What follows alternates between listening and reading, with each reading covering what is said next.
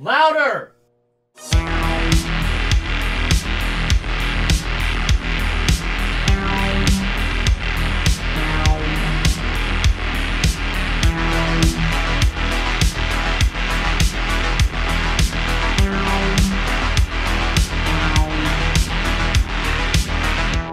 What's up, everybody, and welcome back to hyPODermic, the pod that sticks you deep. I'm the pod boss, T.J. Bowser, and joining me as always is the Admiral of Anarchy, the Commandant of Chaos himself, Mr. Nick Benson. What's up, buddy? What's happening, TJ? How you doing today? Pretty damn good. We have a very special episode today and an even more special guest. Nick, I will let you introduce him.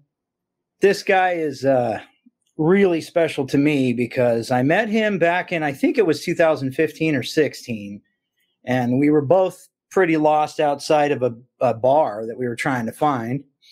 But he happened to be one of the guys that played in the Dictators.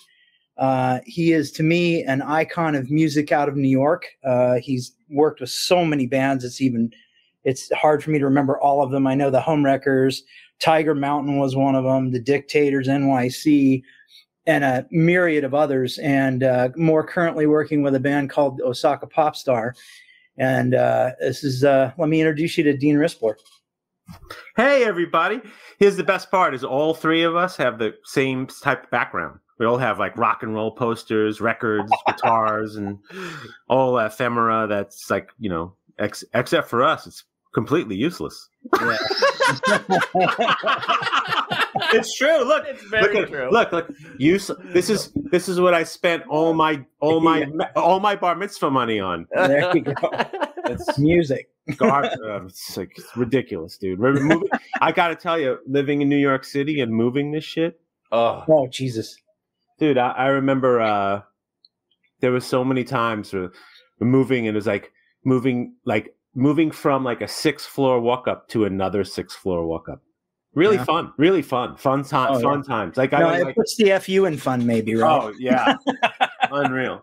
Like living in New York City and being a record collector is like, it's like you may as well stab yourself. You know, it's like it's crazy. It's like and of course it's New York City, so everything's expensive. So you have to really have to dig deep to find the cheap shit. But number one, thank you for having me on. And number two, really important. I know a lot of listeners out there, and anyone who's watching this or listening is like, who the fuck is this guy? And the answer is, I don't even know. I don't know. I have no idea. Like, as of right now, I'm really the honest truth is, as of right now, I'm kind of doing nothing. And it sucks in a way. And in some ways, it's kind of awesome. But I guess that's life, you know. But to my own defense, I've done a lot of cool stuff. I've done a lot of cool. Absolutely true. I have done a lot of cool. I've done a lot of cool stuff. Nothing of that would affect really much anybody, but listen. I'm talking to friends who are accountants, and I will say this: I've had a much more fun life than they have. Absolutely. Yeah. I just very similar in that regard. Yeah, know? No. Well, you've done a lot cooler stuff. I mean, just the fact that you got to work with Screamin' George is fucking rad, dude. I mean, like, I have that record, that the Mad 7-inch. I don't have the cover. The cover I bought, my version didn't have the cover. Oh, I guess George was living in New York, and I guess he sold a bunch to Venus Records without the cover. So they were only like $5 or $6 each, but I bought like 1 or 2 of them because I love that single so much. Wow. But that you worked on Society, and what you worked with anything else on him with him? Oh yeah, I worked on a bunch of stuff with him. Japanese commercials to Bride of Reanimator, Society. Awesome. Yeah, so we did some stuff together. Love working with him. He's a great human, incredible artist, and an absolutely insane motherfucker. Yeah, well, I mean, but the practical effects are just incredible. Like, and just, you know, like there's that. I mean, I know I'm going off on something I shouldn't. I'm not even involved with. But let me preface this to the listeners to be like, not only do I know Nick, but I know Kim and Carrie Ayers. That's how I met you. Them, and I know my wife. believe it or not, I know my wife. Good thing. It's very rare, but I know my wife somewhat, and I know her enough that I know that she works in makeup as well. She worked with she worked with Kim and Carrie, and also with Christ, my brain's hurting. Chris Nelson. She worked with Chris Nelson, who you know, and so I was. Aaron and Mike Mikash too, I believe, right? Yes, Mike Mikash and his wife, who's amazing. These are amazing people who do amazing work. And it's funny because I was always into that stuff. And to meet people like you, and to meet people like I met Howard Berger. Oh yeah, I met people in the business who were just like it was incredible. Like I was more excited to meet these people than I was to actually meet the stars of the movie, you know, like I think that's the coolest shit ever, you know, like, yeah. But I mean, but again, I'm not in that business. I just watch the movies. No. and this show isn't about me. This is about you. No, I know. I'm just trying to preface to the listeners of where I'm at. So. Yeah. So, and I don't know how many of your listeners know your full background either. I want to get to kind of the meat of what led you here. Like as a kid, like what inspired you? What made you want to do music? Those kinds of things. You know, talk about that a little bit. Well, I mean, as a kid, I grew up listening to my parents, 45s and records, and it was all amazingly the same stuff that I fall back on now. It's all like 50s and 60s, early rock and roll, and stuff that still lasts and still means something to me. I mean, that's as much as I've gotten into really esoteric stuff, like really, really into it, like really into metal and all sorts of genres of metal and subgenres and the subgenres off of that.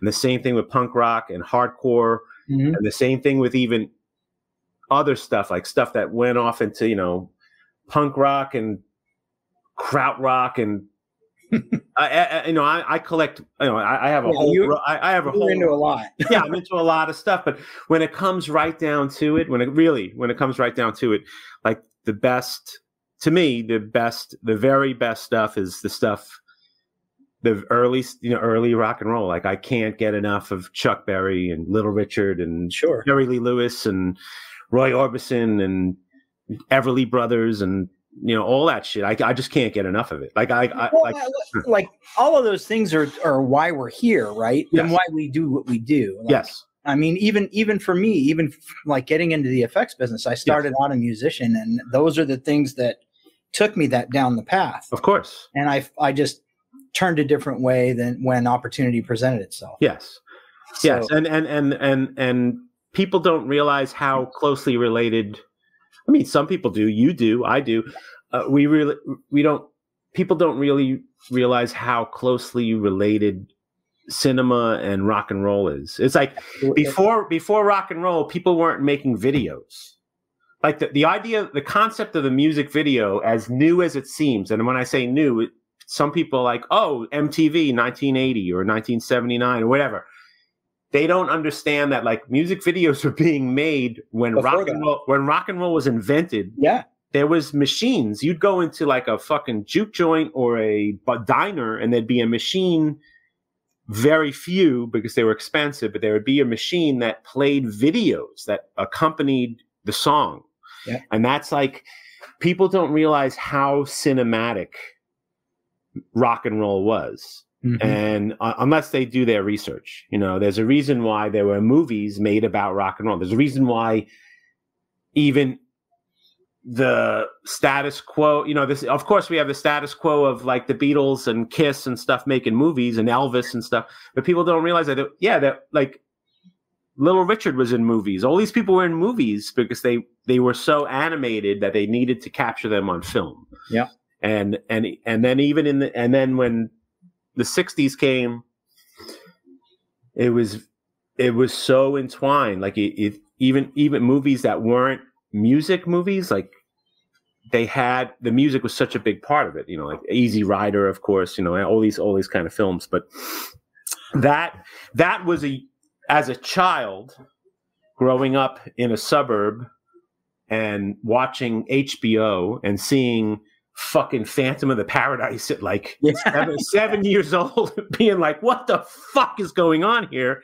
That affected me greatly, like greatly, to the point where like that's, you know, that kind of shit ruins, and it's a combination of ruining and totally embellishing and enhancing your life. But it ruined like I feel like you're probably in the same boat. Like it ruined my life. Like after that it was like, oh, I can't be, I'm not normal anymore. Yeah. Like you see shit like that, and it's like, oh, I'm not normal like, you know, to see like rock and roll on film. I remember as a really young child and seeing videos of Bill Haley and the Comets. Right. And I was like, oh, I like people going like they're showing the audience going crazy, like really nuts, like nutsoid. And it was just like, oh, that's where I'm going to be. Well, and to add to that, like now you're seeing, even on like Disney and all the fucking streaming platforms, you're seeing all this found footage stuff of all these bands that like they were filming themselves. Yep. Whether it was a recording session or whatever, they were constantly doing stuff. And all of that stuff is all kind of coming out of the woodwork now. So that's, you know, really that's why I started doing this show, is to talk about how interconnected our arts are. Yes, absolutely. 100%. 100%. And for me, I was really lucky because my parents were, they grew up in Brooklyn, and they used to go to the Alan Freed shows, and they, you know, had cool record, not a lot. They weren't record collectors, but they had a few cool records, you know, enough to get me started. And from there, they were very open and, you know, and very accepting of, you know, of my mom's an art teacher as well. So I was very lucky to be in a place where that was all accepted. Like it was accepted it was accepted to find out what you wanted to do creatively and what made your brain and your juices, you know, flowing, all that kind of stuff. Yeah, so a fostered environment is always a lot more healthy than not. But I still think there's a lot of incredible artists that come out of, you know, the adversity too. Well, I think that I honestly think the best ones came out of adversity. I mean, you look at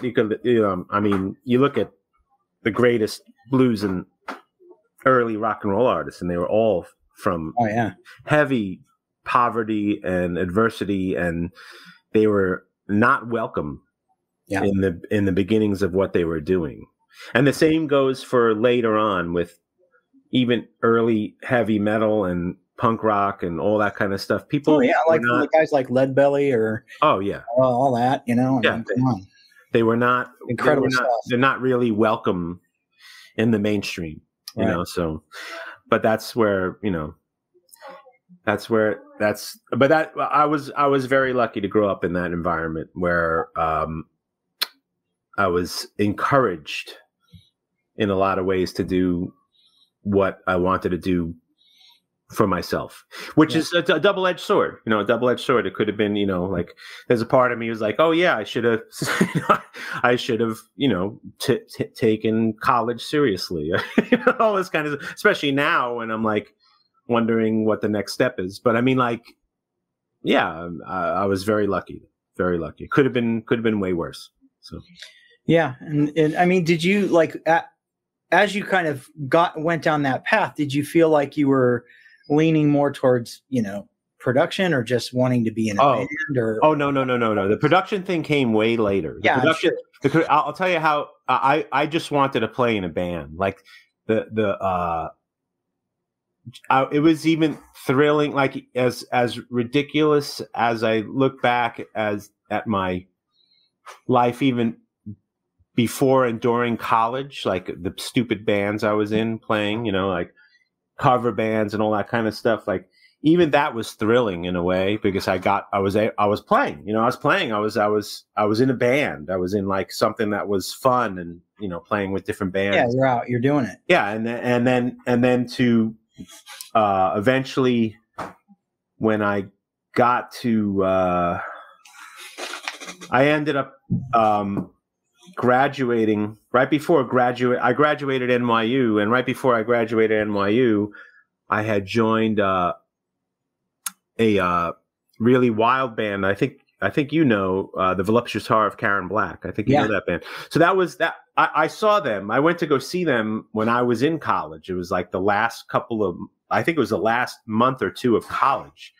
And a friend of mine's like, "Oh, you got to see this band. It's hilarious and amazing." And I saw them and I was like, "Wow, this is really fun. I'd love to be in a band like this."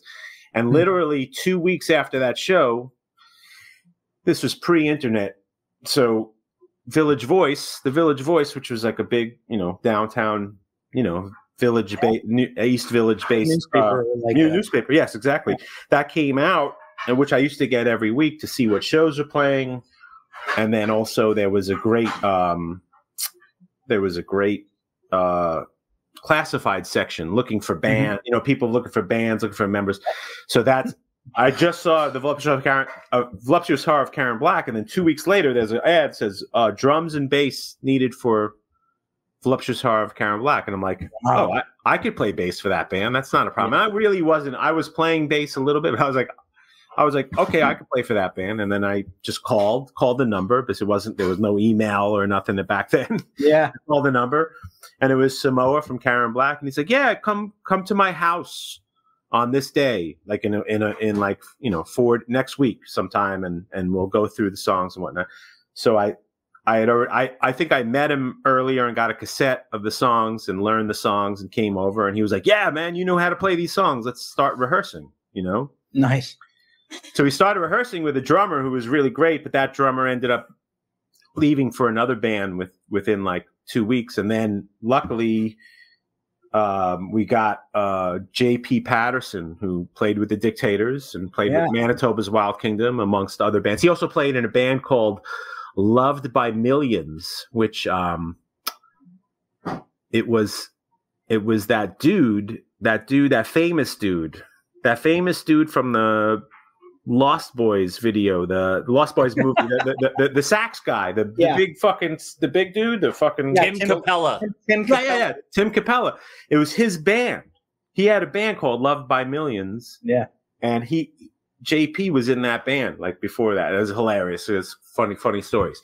So I started playing. I was 21 years old. I didn't know anything. So I learned so much from JP because he was such a great musician. He is a great musician, amazing drummer.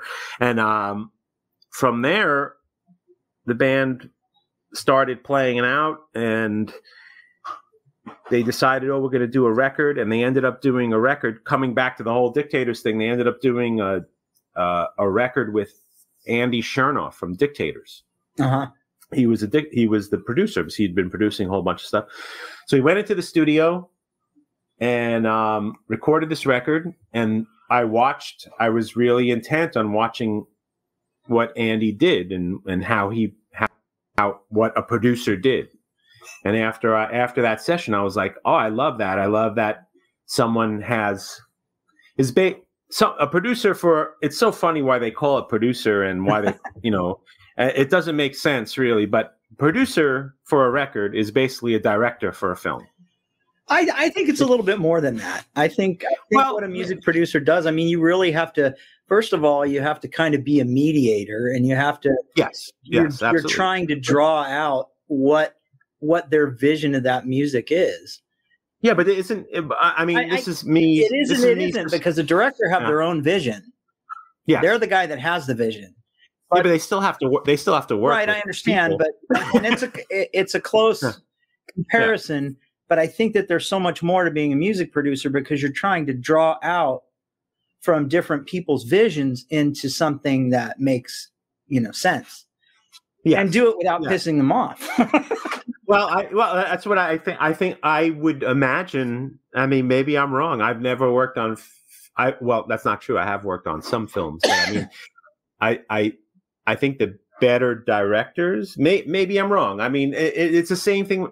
Some producers work with an iron fist, and they're like, this is my way or the highway. And I think it's the same thing with directors. Some directors come in and this is the way it's going, or you get out. Right.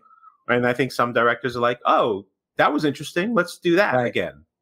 you know. Yeah, so, more of a collaborator. Yeah. Kind of so and that's where I come from. I come from like there's a point where it depends who you're working with too. Don't get me wrong.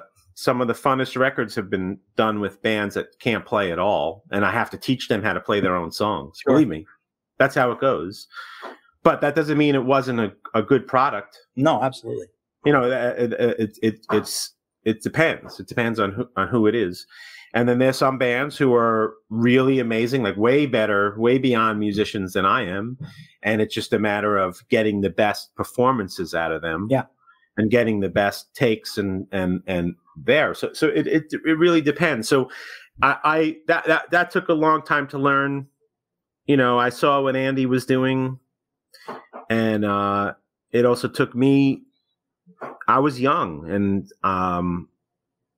I didn't know anything. So it took me a long time also to realize how important, and this sounds dumb because it is the most important thing, but it took me a while to realize how important songs were. And it's one thing to play great and finish what you think is a song and play it great. But it's another thing to walk away from that song and be like, I cannot get that fucking chorus out of my head. Yeah. And then after a while, I was like, oh, okay, now I understand. Now I understand why there's bands that can't play at all, but still have, still are famous. And there's bands that could play circles around people and they're not famous. Because the band that can't play it, maybe the band that can't play at all wrote some great songs, and that's how it goes. It's like, and I realized that was the most important thing. And then that's the direction I took with that. The direction I started taking was working with a band. Now I have to do a really heavy pre-production and take them into, their rehearsal spaces. And besides making sure they're playing what they should be playing correctly, it's really about perfecting what I think is the best parts of songs. Sure. Or making songs correct. And it doesn't matter what genre it is, because in my opinion, there's really only two things to music. It's songs. Number one is songs. Two is, if there's not a song, there has to be a feeling or an atmosphere that makes you feel something. Because I love soundtrack music. Mm-hmm. Like, I love soundtrack. I have racks of soundtrack music on vinyl. I love, I love John Williams. I love, John Carpenter. I love, like Howard Shore. I love all this kind of stuff. I love this atmospheric music that accompanies something else, because it makes you feel a certain way. Yeah. And it evokes emotion. It doesn't matter if there's really a song involved. But at the same time, when it comes to like every other kind of genre of music, what do you walk away remembering? You have to walk away remembering something. Like, I'm going to walk away, out of all the electronic music there is out there, and who started, he's one of the bands that started it, was Kraftwerk. There's a reason why we remember Kraftwerk songs and we don't remember maybe more than 3/4 or 5/8 of Can's catalog. And don't get me wrong, I love Can. Do not say I do not love Can. I love Can. So, but I'm not going to remember every Can or every Faust song. Yeah. But I do remember most. Like, there's a reason why I remember everything off of Trans Europe Express or Radioactivity or The Model, because the songs are amazing. The songs are amazing. You could sing those songs back. You could sing the riffs back. The same reason why I remember every fucking Black Sabbath song, but I can't, if you held a gun to my head, I couldn't sing you back High on Fire or fucking Sleep. And don't get me wrong, it's not like I dislike that stuff. I don't. I've seen both bands hundreds. It's just that I don't remember it. I don't remember St. Vitus songs. Like, St. Vitus, cool band, sure. I don't remember the songs because they had no fucking songs. They're not Black Sabbath. They're trying so hard to be Black Sabbath. They're not Black Sabbath. They're not writing those songs. They're not Tony Iommi. They're not writing these fucking riffs that are blocked in my head for so long. Like even later stuff that I didn't hear till later, it's still in my fucking head. Like there's a reason why, like, even forgotten records, like, so, you know, quote unquote forgotten records like Technical Ecstasy and Never Say Die. Like there's a reason why those records are still awesome, because the songs are fucking great. Even though back in the day when I was a kid, they were like, oh, that record sucks. Don't even get it. Don't even get it. Like I didn't even bother with those records as a kid, because all my older friends were like, oh, there's nothing cool on there. Guess what? The whole record's fucking cool. It just, it just wasn't as cool as Sabbath Bloody Sabbath, because that record's phenomenal. But those records are really good. And the reason is because Tony Iommi and Geezer Butler are fucking geniuses. They're geniuses. They're fucking geniuses who wrote amazing songs. And it didn't matter what genre it was. It's just that they wrote great songs. And that's my concern for the rest of my life, for everyone who's involved in music. Yeah. Doesn't matter what it is. Please write great songs. Please. Just please. I don't care what kind of genre it is. Just write great songs. Well, I think really, like you said, it comes down to two things. Does it invoke emotion? Yes. And or does it have a catchy riff or phrase that you're constantly remembering? You know, those little things that fucking annoy you. It comes out of nowhere. It's stuck in your head. Yeah. Those are the things that make great songs. Yes, exactly. And that, dear listeners, that applies to film as well. 100%. Like I know that you and I, without even talking about it, I know there's certain films that you and I probably love that aren't great films. They just evoke this atmosphere that's fucking awesome, right? Absolutely. Like you take a film like Begotten. That's fucking amazing. Like it's amazing. Like the whole feeling of that film, you feel fucked up and dirty, and you feel like it's psychedelic without being colorful. It's like Edmund Marriage is a genius. Is that his name? Edmund Marriage? Is that his name? And the guy who did Suspect Zero as well. Like that guy's a genius. He didn't do another movie after that. He did Suspect Zero, and that was it. He was out. He was out. So like that guy's a fucking genius.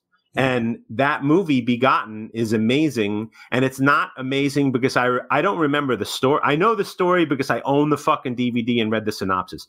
But if I was to try to explain that to anybody and they saw the film, they'd be like, fuck you, Dean, this means nothing. Because it doesn't. It doesn't really mean anything.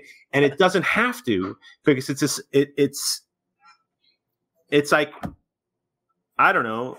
We could talk about this all day. Like Henry, Portrait of a Serial Killer. Is it a great movie? Yeah, it rules. It fucking rules. But is it on the same level as like some other movies we think about? And no, it doesn't have to be, because it was like, it's crazy and haphazard and fucking awesome. It's just awesome because it evokes an emotion that you cannot let go of. You cannot let go. I think too, though, it's, another thing that goes hand in hand is the music with the film. Yes. I mean, really, truly think about watching, let's use Star Wars, for example. Mm-hmm. Think about watching that without a score. Yeah. It would be stupid. Yeah, it wouldn't bring any emotion. Jaws.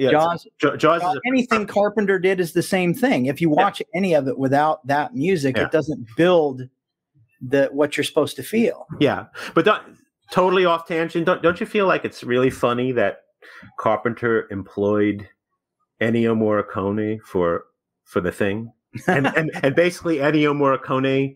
It seems that Ennio Morricone for that film was like, oh, I'm just going to copy what John Carpenter did in the last few films. It was like, it's great. Don't get me wrong. It's fucking great. But it's basically like, when you hear the soundtrack, it was like, wait, he hired Ennio Morricone to do his own. Copy him. Yeah, I don't. That's hilarious. That's hilarious. Because at that time, you think at that time, right around that time, Exorcist 2 was out, right? Was coming out around the same time. Now, Exorcist 2, despite all its hatred, people fucking hate that movie. I think it's way better than people think.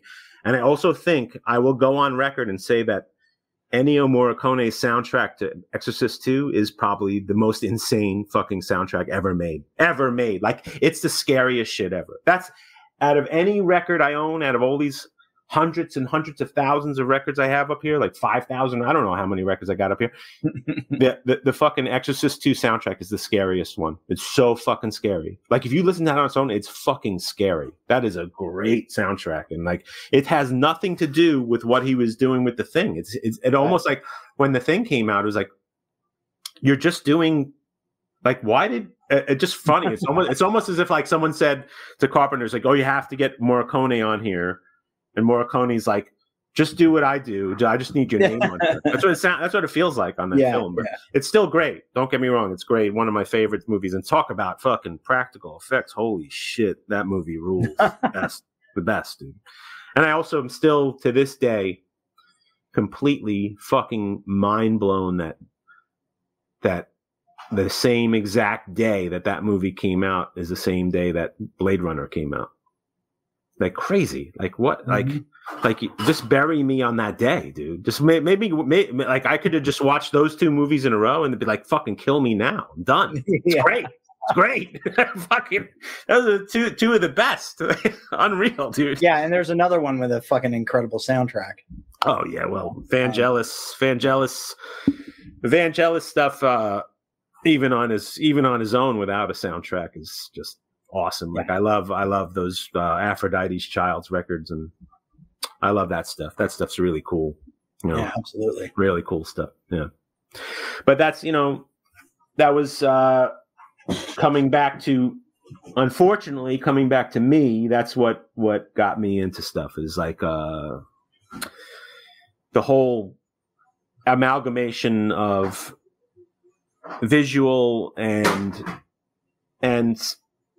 the sound, oral stuff going on was very important to me. Still really important to me. And yeah, well, I mean, it's pretty clear in the way that you do your business now, like, doing pre-production, making sure everything, it's really not a lot different than making a film. No, you go into pre-production, you make sure everything is in order. Yes. Make sure that things are laid out the way they need to be. Yes. And then you go into production, and yes. Yeah. It's really the same process. Yes. If you're lucky, if you're lucky to find people, not that I'm any big shaking, but it's very lucky to find people who care about budgets. That's where the producer comes in. It's like, okay, the budget's, at this, we can't go over. It's one thing to be in the film industry and or even in the music industry and having some sort of label behind it, but it's extremely, I don't think I've ever done a record where I don't think I've ever had the luxury of doing a record where we could even think about going over budget. Whereas, like, I think some film people, yeah, it depends. It totally depends who it is. Depends who it is, but they have a little bit of luxury of running overtime with that, which I cannot. I could never do that. So the pre-production is a huge deal. Pre-production is like, we're going into the studio. I don't want to waste your time or money, so let's get this done. Yeah. So that's where I'm at. Well, cool. So bring us up to kind of, you got into music production. You played with some really killer bands. Let's talk about, like, your time with the Dictators, maybe, and then transition from there. Talk about going forward from that. Absolutely. Well, I was really lucky. I played with the Voluptuous Heart of Karen Black for a few years. And I was really lucky to do some really cool stuff. Like, we toured a little bit with White Zombie and the Cramps, so that was really cool. And then I left the band, and I was still young. I was in my 20s, but I was having already my, I was already in the midst of, like, some Jewy midlife crisis already in my 20s. and then I was like, what am I going to do now? And I kind of, for a little bit, I was like, I don't think I should do this at all anymore. And then a friend of mine, Todd Youth, who's not alive anymore, was like, oh, why don't you should play with Murphy's Law. I'm playing with Murphy's Law. He was not the original guitar player, but he was like the guy who was in the band a long time, and he's like, you should come play with us. And so I played with Murphy's Law for a while, and that was really fun and violent and stuff. You know, it was like hardcore gets a little violent and really crazy and kind of dumb at times. And I even continued that right after I was in Murphy's Law for a little while, and then I was playing bass with them, and then played guitar with Crown of Thorns, because the drummer from Murphy's Law went on to join Crown of Thorns, and I was friends with Danny from Crown of Thorns, and that's even more violent and crazy. And then after that, I took some time off and had a string of other stuff go on. Nothing too major, but fun stuff. Did some touring with a couple other bands, and then I had a lot of time off because I really for a part of my life, I really didn't know there was I had really lame. I mean, this is all retrospect, so it's going to sound funny, but I had these really lame, really stupid ideas that what I was doing was dumb. Mm. I mean, like I had these feelings like, oh, I shouldn't. This is dumb. Like being in music and art, whatever art stuff. I just felt like it was, for some reason, part of me was like telling, like really bad part of me was telling me that it was dumb. Like it was really, I think a lot of it had to do with money, because I wasn't making a lot of money. Yeah. And it was really, really feast or famine. And when I tell you it was feast or famine, feast was lowercase and famine was all uppercase. For sure. It was like, I don't know what I'm going to do next. And especially living in fucking New York City, man, fucking unreal. Like the idea of going on tour, and you know, you don't know if you're going to make money or not. Yeah. And even if you do make money, it's barely pays the rent because your rent is so high. So like, if you were lucky, you'd come home and pay the rent. And then it's like, what do I do next? Like, what do I do next? It's like, we don't have any constant roll of the dice. So. Yes, exactly. And it got really, it was a roller coaster, and it was upsetting a lot of times. And I took a lot of time off, and I will tell you this, in retrospect, it was the dumbest thing ever to ever doubt that career choice. Like, it's one thing to be like, it's a crazy career choice. You may not make it. You may not. It's more important to just do it. Like I wasted so much time not doing stuff. Like I wasted so much time doubting myself and not doing stuff. And I say I'm saying this not only for myself and for this podcast, but for the listeners here who are hopefully they don't like. I could easily say I'm saying this for the kids. I don't know how many kids are fucking watching this. I have no fucking idea. Maybe there's some 20-year-olds watching this podcast, or maybe there's even younger kids watching this. Sure. And hopefully they listen to this part, but it doesn't matter. It's even for people who are my age at 52 years old and are still not sure where they're at. Don't stop what you're doing. It's like that's the hugest mistake you could do. Like, don't stop what you're doing because somewhere in your head you're like, oh, I should have been a or some shit, you know? Like, just don't. I think we all go through that, though. I think that there's times that we all go through that and we question whether we should be doing this or not.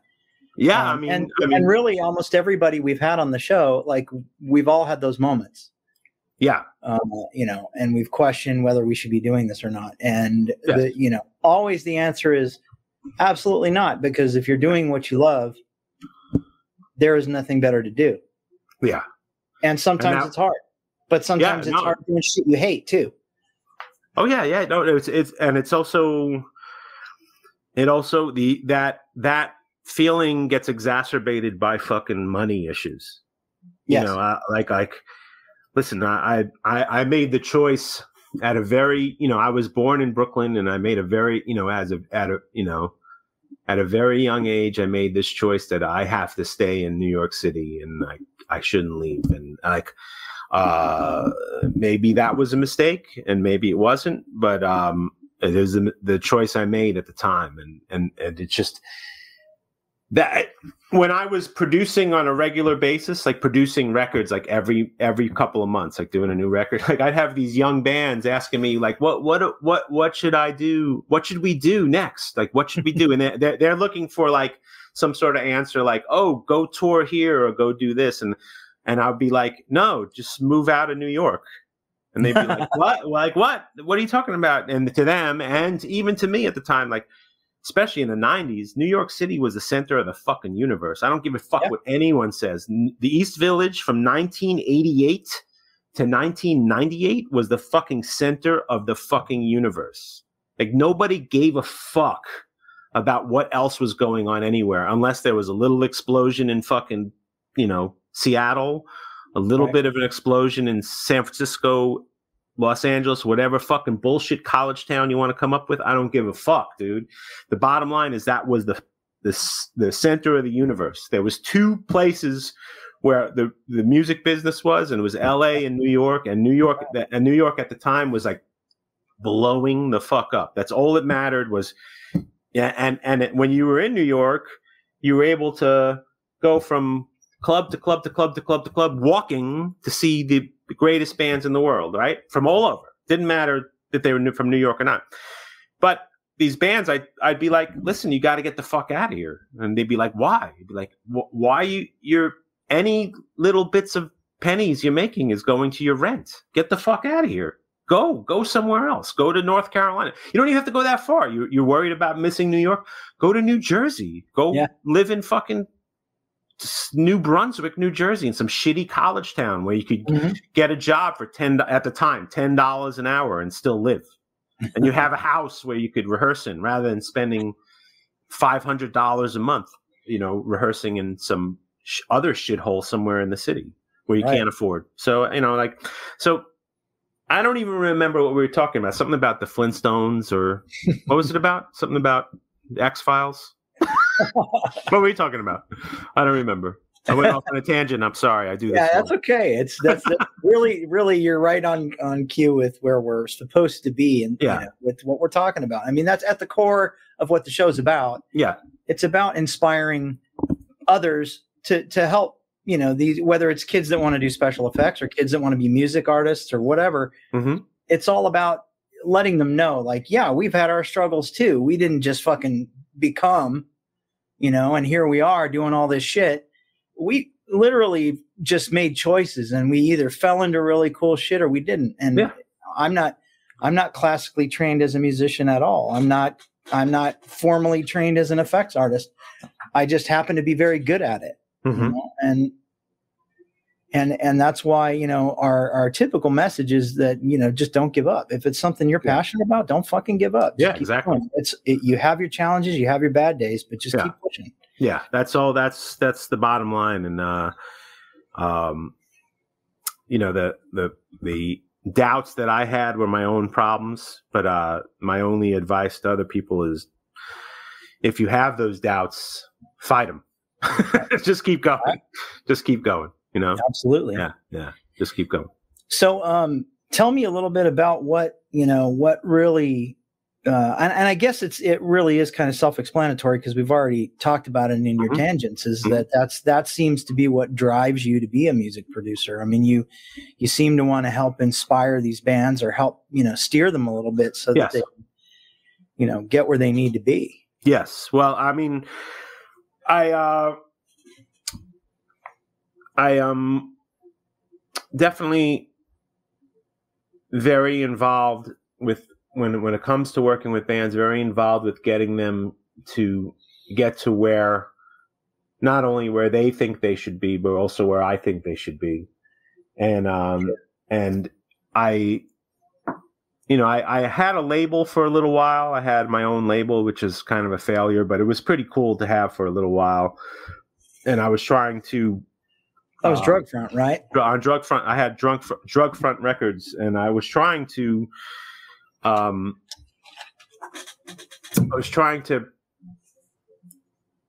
like bring out these bands that I thought had cool songs and the cool whole vibe thing going on.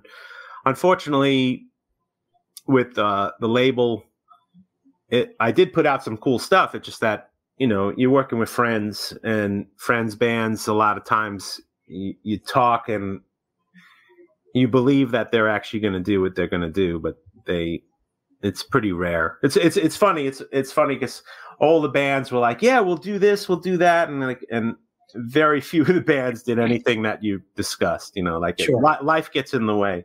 It's funny because one of the bands that still plays is this band, hilarious band and a great band called Two Man Advantage. It's a hockey hardcore band. They're like a punk rock hardcore band. All the songs are about hockey and beer, and they're the best dudes ever.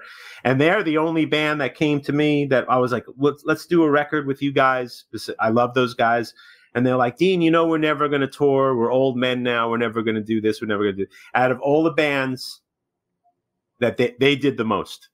Out of all the bands who told me they were going to do this and that, they were the band who told me they weren't going to do anything and did more than anybody else. They actually went on tour, sold out their records, actually ordered more. They were like totally, but that's the kind of people they are. And other bands were like, we're going to do this, we're going to do that. And within 3 weeks after the records come out, they're like broken up already. But that's okay. That's the chance I took. I knew that wasn't going to be a money-making proposition, but I wanted to bring some of these bands out to the forefront. And I still want to do that. Like, I don't want to do it as a label anymore because that kind of ruined a part of my life, but whatever. But I mean, like if I find bands that I like, I want them in my job, if they allow me to produce the record, my job is to make them sound at the very best they can at that particular time. Right. And that's all I care about. I want the very best I can get out of this band at that particular time. The very best performances. That's what I want. And that's the only thing I could say is like, you know, we do, you know, I go in and do pre-production. And then when we go in to do the record, we try to get everyone comfortable. Like that's another thing. I try to, you know, I want everybody when they go in, I want everybody that I know in these, most of the bands I end up working with, most of them end up being friends. Yeah. For the most part. So like, I want them to be comfortable. I want them to go into the studio and not feel scared. Like I was scared when I was a kid. I was 21 years old and going to the studio. I didn't know what the fuck I was doing. I didn't know anything. You know, I never played with headphones on. I never did that. I didn't know what was going on. I didn't know what I was going to be able to hear. I didn't know what it was going to be like. Right. I didn't know if I was going to be able to choose what I'm playing. And I wasn't. Like, even with Andy Chernoff, he's like, I had this amazing 67 precision. He's like, no, play my bass. Like, I never saw this bass before. Okay, you say so. You're the producer. Okay. Right. Like, I want people to come in and be really comfortable as they can be. Right. Like, I want them to come in and feel like I had a great experience making this record. And well, at its core, that's what a music producer is supposed to do. I think so. But you know, you hear these stories about producers and in the film industry, directors who make their subjects, forever, whatever word you want to use, make them not feel comfortable. Right. You know, I listen, that's okay. Like, you know, it's okay in certain scenes where you want people to feel fucked up in certain scenes. Like, you know, we could take William Friedkin's stories. You know, he went out of his way to make Linda Blair feel comfortable on the set. She was a young girl, but he also went out of his way for that one scene where he shot off a gun to make everyone feel uncomfortable. But that's the reaction he wanted, and he got it. You know, believe me, he got it. But I don't. To William Friedkin's defense, I think he really went out of his way to make his actors feel comfortable on the set, especially after I was really lucky to see him do a question and answer afterwards. But, you know, like, let's take in music an example. Like, not many great words have been said about the late Phil Spector. Right. You know, that guy went sort of out of his way to make everyone feel kind of uncomfortable. Sure. I mean, he probably had he definitely had some mental issues. He was probably on the spectrum, didn't care about how people felt the same way, right. You know, like we see some of these multimillionaire CEOs, like the owner of Uber or some kind of people like that who are on the spectrum. They are physically psychologically on the spectrum, not to their defense. And they have to be told by their right-hand persons, like, listen, not everyone's a robot. Right. You have to, you know, but like, I wouldn't like that. I wouldn't want to come onto a set of a film or into a recording session and feel, look, Skittles is here. I wouldn't want to feel uncomfortable. I don't want anyone to feel uncomfortable. I don't want people to be surprised. You know, right. I don't want them to feel like, I didn't know we were doing this. I don't know. It's one thing to improv. Everyone has that moments to improv and do cool shit. But like, I want people to be prepared, comfortable, and have fun. That's, right. I mean, to me, I mean, like, I grew up on film, television, and music, and it was fun. That was an escape for me. That was fun, and I want it to be fun all the way through. Even the saddest movies, the most violent movies, and the most, you know, saddest songs and everything. I still want it. The process of making it should be fun. You know, I think so. Or it should be satisfying. It doesn't have to always be fun. You know, like sure. You know, that was it's a great quote from Werner Herzog. You should walk away feeling good. Yeah, yeah, and also about the work. Exactly. So, I don't know. You know, that's the way I see things. But that's also gotten you into places, I think, just because of, like, I was pretty quickly able to assess the kind of person you are when we met, and you know, I felt camaraderie with you and pretty comfortable with you pretty quickly. Yes. And I think that working with you would definitely be an honor and a hell of a lot of fun. I hope so. I mean, that's what I try to do. Well, I think it's led you to opportunities too. Like you've correct me if I'm wrong, but you've gotten a chance to work with Weird Al. Yeah. Well, here's the problem with Weird Al. Weird Al's the best, and he's awesome. I didn't get to meet him, unfortunately. I played on that record, but I wasn't. He recorded.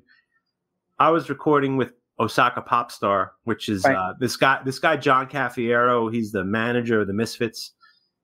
Best dude, totally amazing dude, and he made the Misfits ridiculous amounts of money. You know, when he took over the management for the Misfits, like, I think those guys were floundering a bit, and I think he made them. I know for a fact that he made them millions of dollars on their merch deals and all this kind of deals. And even though it took him 20 plus years, he's single-handedly responsible for the Misfits reunions that we saw with Glenn Danzig, and he become friends with Glenn Danzig and all that kind of stuff, which is totally amazing. And he made a bunch of money. And while he was doing this stuff, the original lineup of Osaka Popstar was Marky Ramone and Dez from Black Flag and Jerry from the Misfits, and for a little while Ivan Julian from Voidoids was playing guitar as well. So he put out a couple of records with those guys, and then he was working with my engineer Jesse Cannon, another amazing guy. He was working with him, and when he hooked up with Jesse ended up becoming his right-hand man, doing all his engineering and recording and everything that goes with that. And Jesse was the one who told John, he's like, oh, you should work with Dean. Dean could play all these instruments and you might get along with him. And we did, that's what happened. And so that I started working with John, and John was like, well, not only are we going to do our own stuff, but I'm doing this record called Dr. Demento Covered in Punk. And it's like all covers of songs that were popular on the Dr. Demento show, which I love. I'm a huge fan of novelty songs, huge fan, even before, and Yeah, you and me both grew up on the Sunday night Dr. Demento show, right? Oh yeah. Like, and I love, like, I love novelty songs. Like, I love them. Like, I think they're, as dumb as it is, like, I love songs like Winchester Cathedral and, like, They're Coming to Take Me Away and all this kind of, I love that kind of shit. Like, I always love Barnes and Barnes stuff. Exactly. I mean, like, John Cafiero, man, he's like really close. He's really close. One of the guys from Barnes and Barnes just died. Someone just died, but he's really close with those guys. He actually reissued the Barnes and Barnes record with the fish heads. Wow. And he's really close with those guys. So I think someone from that band just died. So he brought me into this situation where we were doing these covers. They were doing songs that were popular on the Dr. Demento show, and one of the songs was, I was really lucky. We got to do Garbage Man by the Cramps, but that was with William Shatner, who fucking rules. He totally rules. And then we got to do a song with Fred Schneider from B-52s. Yep. We did Phil Harris's The Thing, which is one of my mom's favorite novelty songs from the late 50s, early 60s, which we did with Adam West, like literally 6 months before he died, which was rad. And then we did the song with Weird Al. We did Beat on the Brat. Yeah. But unfortunately, the unfortunate part is that all those dudes, well, not Schneider. I think Fred Schneider was living in New York, but I didn't see him. But John had to record all the vocals out in L.A. He had to go to L.A. to record all the vocals. But that being said, when he brought the final tracks out to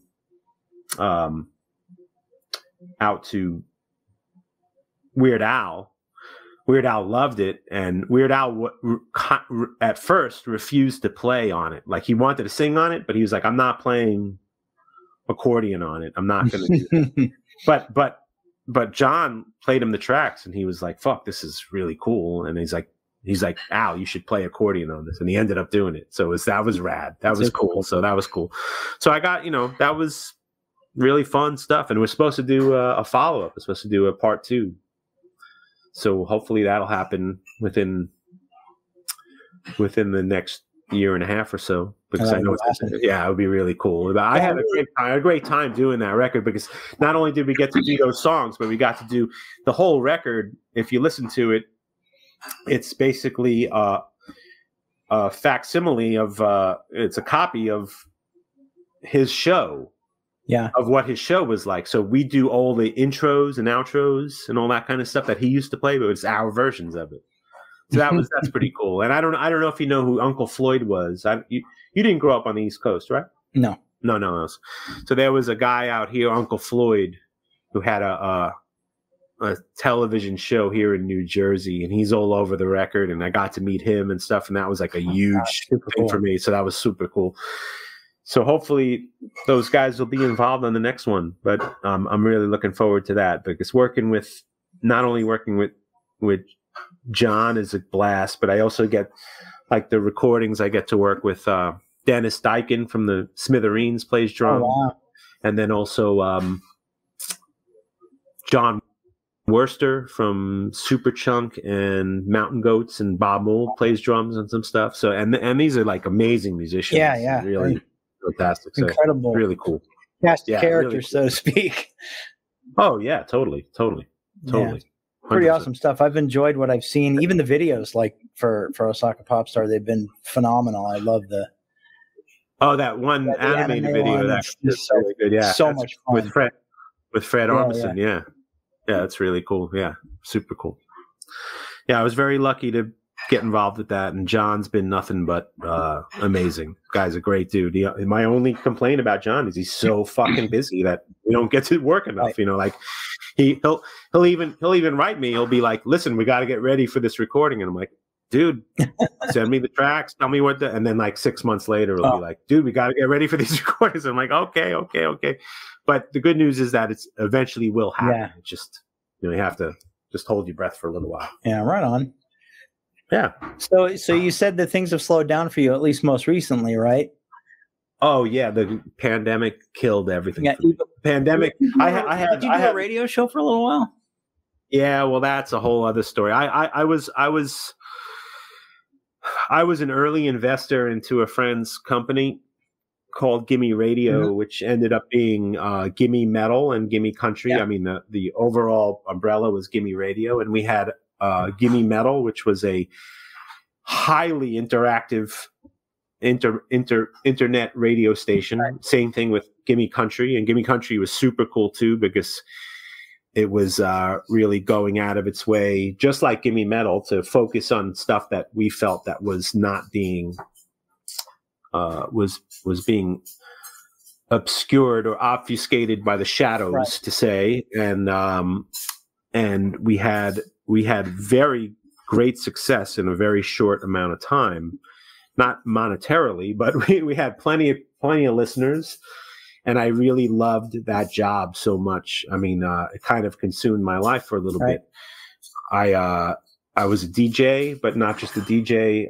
I also was an engineer and programmer who I engineered anywhere between 10 and 12 radio shows per week. Wow. And it was from DJs, really highly diverse DJs, including, I was really lucky to do shows for Will Carroll from Death Angel. Very cool. He's a great dude, and he had a show on there. And also, I used to do shows for this guy, Alex Kane, who was probably the first heavy metal DJ probably in the world, because not on radio, but like a live DJ, because he was the first one. He was actually a dance DJ in Brooklyn who was also really into metal and used to go to Lemoore in Brooklyn growing up. And he was like one of the first guys who they asked, like, why don't you spin between bands and stuff? Because no one was doing that. He was the first one to be like, okay, I'm going to spin heavy metal, obviously what people want to hear at this club. Mm-hmm. And then that's what he started getting hired for. He was like kind of the first heavy metal DJ. That's so awesome. I do his shows, and his shows are great, really obscure, wild stuff from him. And I also did shows for this woman, Diane Farris, also known as Diane Kamikaze, who I had been listening to on WFMU radio for many, many years, which is a big, very popular freeform station, not unlike KEXP out west, like a kind of station like people everywhere listen to. So I used to listen to her shows all the time, and she was a DJ on there, and then I brought a lot of DJs on there. I brought Ross the Boss on there from Manowar and Dictators, and I brought Dave Catching on there. I did Dave Catching shows as well. Dave Catching was from Queens of the Stone Age and Eagles of Death Metal and a million other projects, and great dude, one of the best. And also had I also got Jessica Pimentel involved, an old friend of mine who is a musician, but she's also well known as an actress on Orange is the New Black and a couple other shows. And so I was doing a lot of stuff. I was doing that and I loved it. I really loved it. I fell in love with this station, and things were going quite well until they weren't. And then just recently, just in April, we were backed by iHeartRadio, who was very generous with us. And then last minute, the San Fernando Valley Bank situation happened, and everyone who was investing in us, including iHeartRadio being the number one investor, everyone lost their shirt. And everyone's like, sorry guys, I know we promised you twice as much money, but we just fired half our staff and we're wondering what we're going to be working with. So everyone left. All our investors left within like seconds. It seemed like seconds. And then like my boss had to scramble to try and find new investors, and by then it was too late. And we almost had it. We almost had another deal, but that fell through last minute too. And so since then, it's been just dead in the water. Right. So that sucked, because I really, really loved and believed in that station. Because the whole idea wasn't just, we're bringing you the most obscure fucking death metal and black metal and tech death and all weird stuff that no one's really finding here. And the same thing with country. We're bringing you the best Americana and the best new country and best new outlaw country and stuff that no one is playing on country radio. We were going to branch out. It wasn't just going to be that. It was going to be like, give me hip hop. It was give me classical, give me bluegrass. It was going to be shit. Give me Afro beats. Give me shit that no one fucking was doing. You know, it's funny. The whole premise of that entire project was something that I had years ago wanted to do, called Deeper Cuts, because there's so much more than just what's put on the radio. Of course, those are playlists. Those are what's popular. Those are force fed to the public. Exactly, and that's exactly what we were against. We were real DJs from real either radio, music writing, or actual musicians DJing. Right. You know, we had fucking Johan from Amon Amarth. Right. We had Dave Mustaine from Megadeth. We had celebrities like fucking what's his name? Fucking who's the guy from what's the TV show? He's the best dude. Brian Posehn. Oh yeah, Brian Posehn. Like that guy fucking rules, dude. He's the funniest, nicest, funniest dude. Huge metalhead. Yeah. He was playing. He had his own show on there. That's awesome. We had guys who ran Aquarius Records out of San Francisco, like one of the greatest record stores of the 20th century. That guys who put out unbelievable records and also knew their shit. Like both those dudes.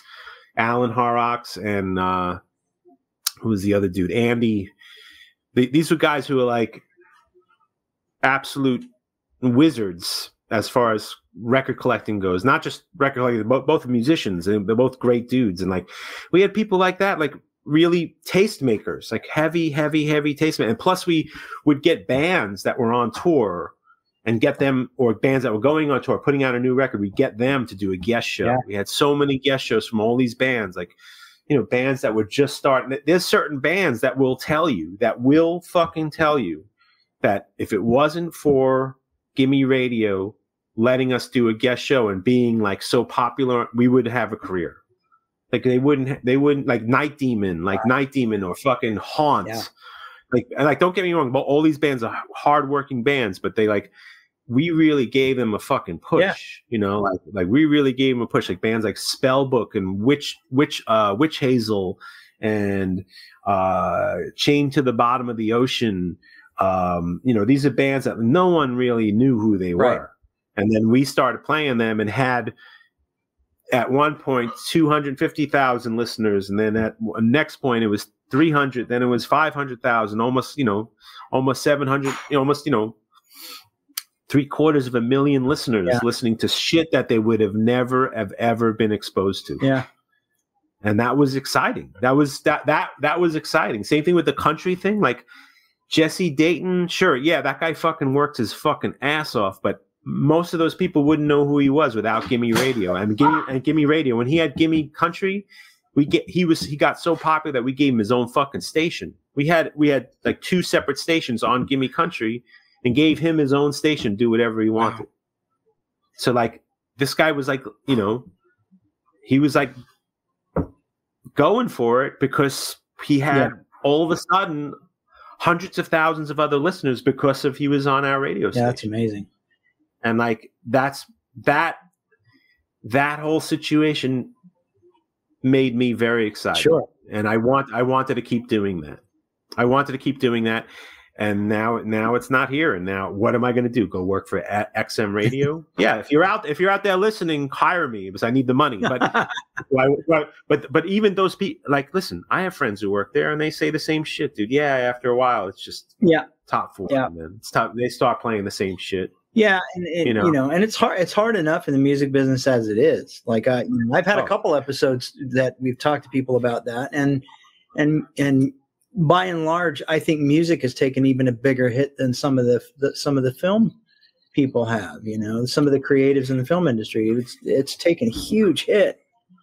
I think so. I think that the film industries, they can bitch about it all they want, but they're really lucky to have so much money in streaming that like there's don't get me wrong, it's not the same type of money, but for someone to be like, well, I made this film, but it's only going to be on Netflix. Boo-hoo. Great. You know, it's still going to be on Netflix, and a lot of people are going to see it, right?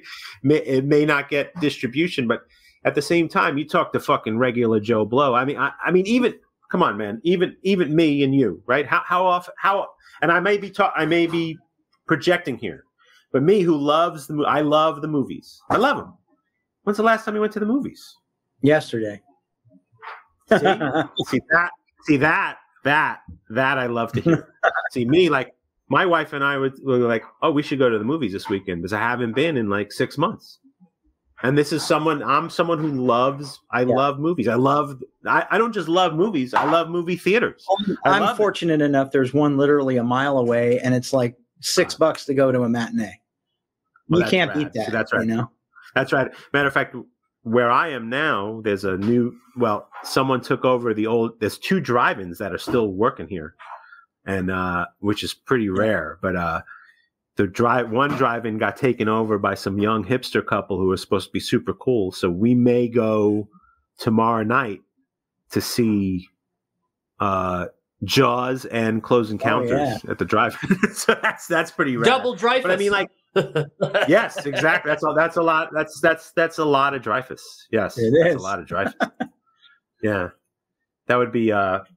The only thing better is if they played Stakeout. Yes.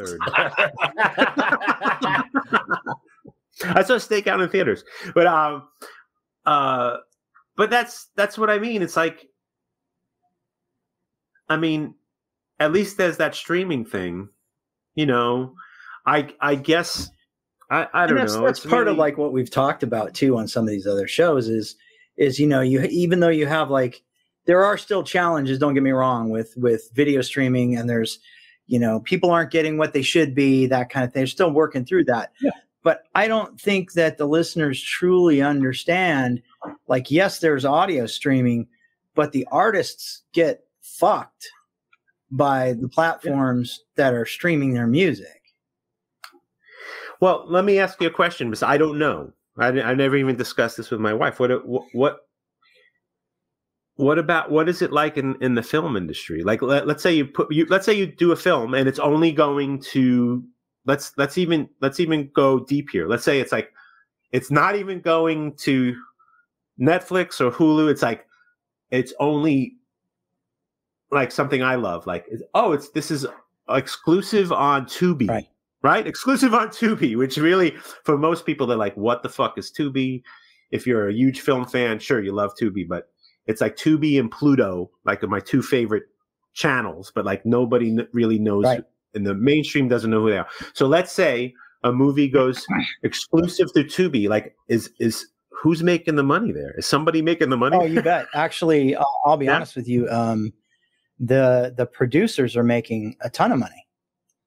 Yeah, the streaming splits are very good with Tubi. Actually, they, if I remember correctly, they're the ones with the best payouts right now, more so than Netflix.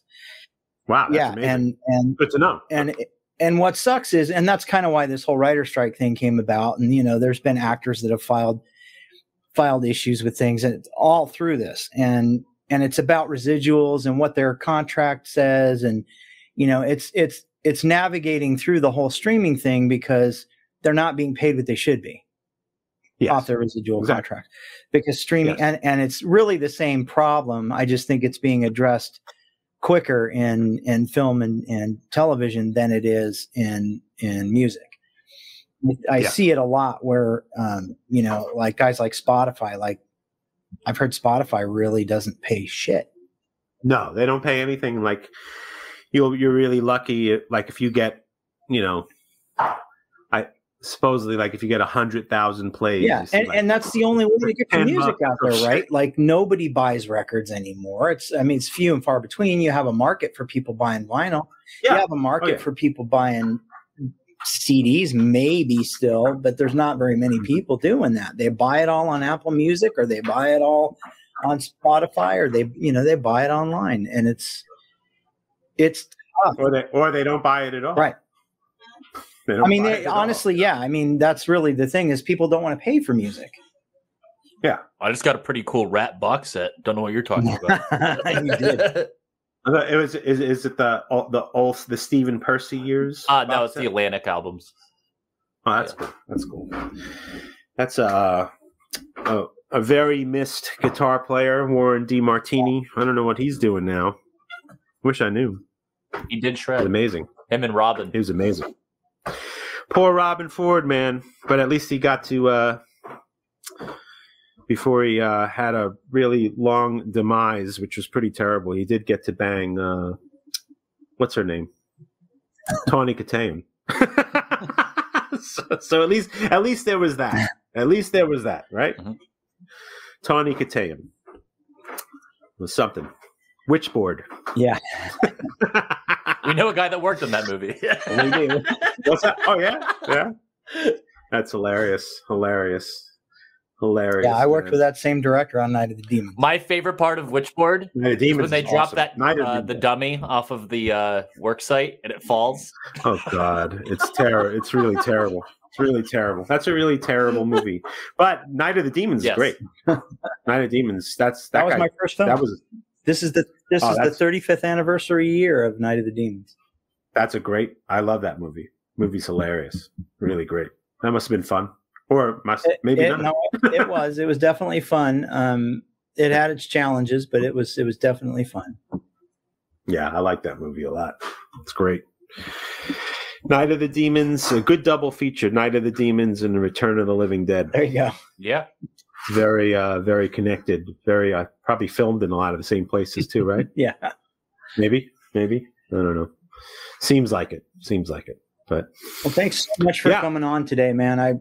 Well, thank you for having me on. And to our dear listeners, I'm sorry if I went off on a lot of tangents, which I normally do. It's just the way things go because I have ADD and ADHD and all that kind of stuff that doesn't make you want to stay on one subject for too long.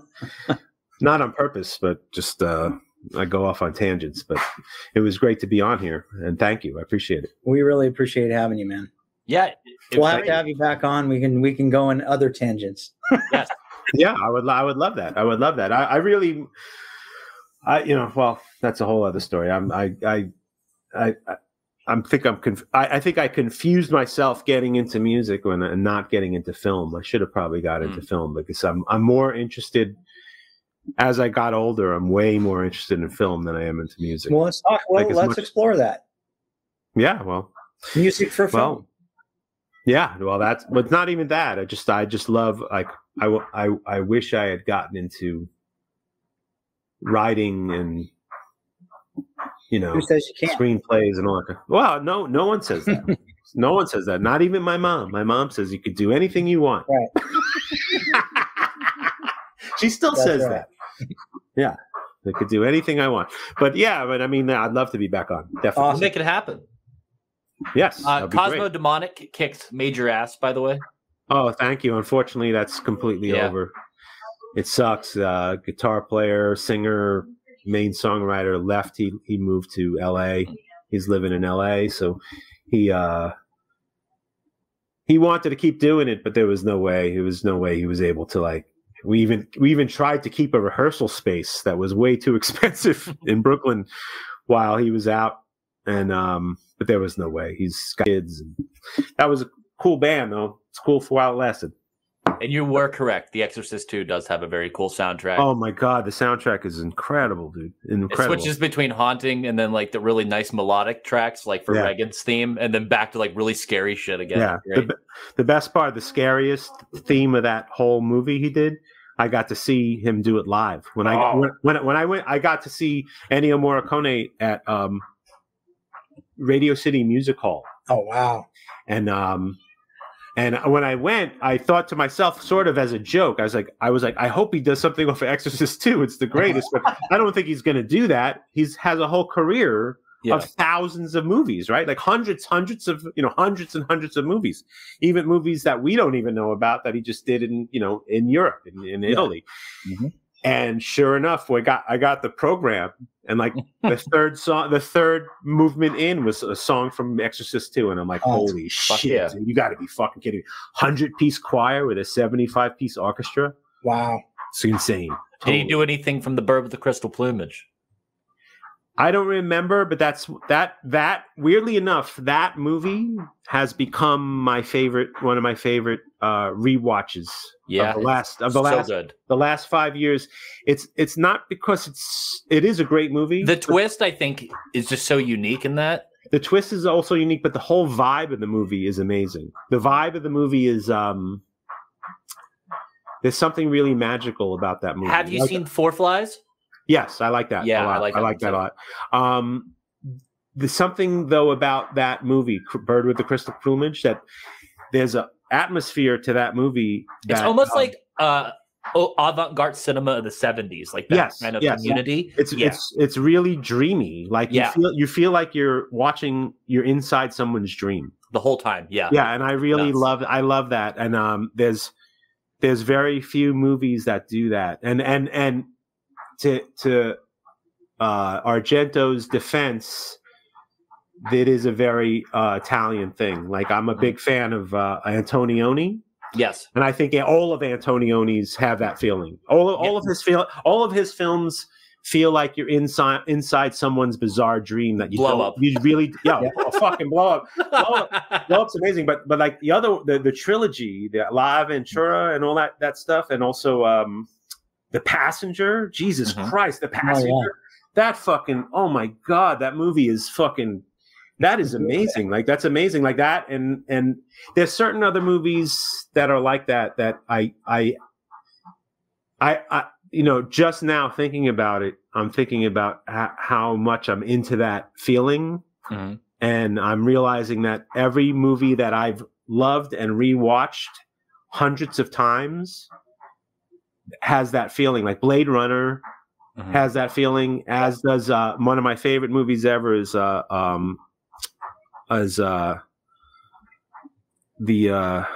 pretty much anything by Tarkovsky. But but Solaris I could watch over and over and over again, and even to an extent has nothing to do with these Euro art house films, but like even to an extent, and it still holds up, of course, as we all know, is Nightmare is the original Night of the Living Dead. Yep. That the vibe on that film, like people down the street. Exactly near you, exactly. And the other thing is that people don't realize how amazing that movie is. They just see it as like, oh yeah, it's the first. A lot of people just see it. Oh, it's the first. It's so much more than a zombie movie. It's so much more than that. And I also didn't realize until a few years ago how much in common George Romero and also Russ Meyer have in common. Like both really dreamy, totally different subject matters, of course, but completely dreamy, small town, kind of weird, surreal, dreamy shit. Have you seen The Amusement Park? It's pretty intense. Yeah, I like that. I like that a lot. And it reminds me, what I like about The Amusement Park, it also reminds me of Carnival of Lost Souls. Oh yeah, it has that vibe to it where it's, and also what's the movie I'm forgetting with what's his name from Easy Rider? Hopper? Yeah, Dennis Hopper. It's one of his earliest films where he meets he goes also to an amusement park and he meets like a girl who's not really there. She's sort of like, what's that movie called? Oh, it's fucking awesome, dude. It's the same type of feeling, like Carnival of Souls and the amusement park. It has this like otherworldly, surreal, fucking cool thing going on, and I forget the name. I just saw it recently. It's an old film, like one of Hopper's first. Okay, it's fucking awesome. It's totally awesome. Forget what it's called, like something Ride or Last Ride or Night Tide. That's it. Night Tide, not Ride, Tide. That movie's cool as shit, dude. It's like really like trippy, surreal, atmospheric, supernatural thriller involving a mermaid in an amusement park. Exactly. So there you go. But one for the watch list for sure. Yeah, definitely. Have you guys seen anything new that you're into? Some stuff. Anything that pops out? I'm really into the new Dune movie. I like that. Yeah, I like that. Love that adaptation. I think. I thought that was amazing. Yeah, agreed. Yeah, I thought that was amazing. I loved that, and I loved. Have you guys seen? You guys are into the Godfather, right? Mm-hmm. Mm-hmm. Have you guys seen The Offer yet? Yes, I loved it. I loved it so much. Oh my God! Like, if at any time someone says you can watch Robert Evans on screen, or someone doing a perfect adaptation of Robert Evans, count me in. I'm totally into it. That guy who does Bob Evans in The Offer is better than Bob Evans. He's amazing. Yeah. He's amazing. Yeah, guy rules. Totally rules. That I loved. Have you guys saw Nope, right? Did you like Nope? I don't think I didn't see Nope. No, I didn't see it either. Really? Yeah. Oh, you got to see it. You got to see it. You guys are into sci-fi and shit, right? Mm-hmm. Yeah. Oh, you got to see Nope. Nope. I thought was the best movie of the last 5 or 6 years, at least. Yeah, I liked Us, so I like his work. But, yeah, I liked Us the second time I saw it. I loved Get Out, but Nope is amazing. You watched Gaspar Noé's Vortex? No. That's Dario's in it as an actor, Dario Argento, and it's like a story about end of life, similar to like the amusement park, and it's about Dario living with his wife who has dementia. And where did you see this? I saw it at a cinema, like a special screening. I actually have a Blu-ray of it. Shit, but it's super nice. It's I don't want to spoil anything, but it's essentially about their journey through the end of their lives. So this is Gaspar Noé? Yeah. Oh fuck, man! I love his film. And it's split screen, so you see her perspective and his perspective, and he's trying to like write a film, and she's like just causing all these problems, and it's cool. Oh, I have to see that. Yeah. I love his films. I think Gaspar Noé is great. Oh, absolutely. That Lux Eterna was so good. Oh, good. I like his films a lot. And the other filmmaker I really love is Michael Haneke. I'm really digging all his stuff. I really loved all his stuff. I love, of course, the first one I saw was Funny Games, the original. Mm-hmm. But I went on and fell in love with Cachet and White Ribbon and all that kind of shit. Just really uncomfortable filmmaking. Really beautiful stuff. Really, you don't forget those films, which is more than I could say for a lot of stuff. Think of how much stuff's coming out. Cool. Well, guys, thank you so much. Yes. I guess we're done talking here. I think. Yes. I could keep talking, but I'm going to let you guys. Yes, go. We can always do a part 2 in the near future. Thank you for coming on. So much, Dean. It was cool to hear all your stories, and you're a legend. So thank you so much. Thank you.